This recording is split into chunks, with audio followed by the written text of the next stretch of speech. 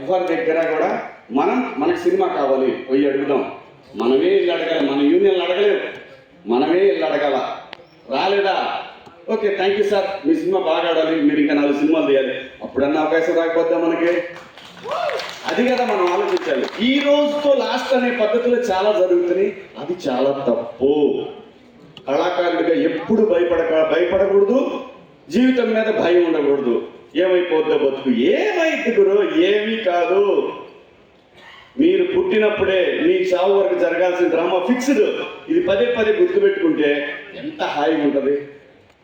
ఇందాక సార్ అన్నారు, ఇందిరా సినిమాలో చిరంజీవి గారికి ఎదురుగా నిలబడి చేశాను.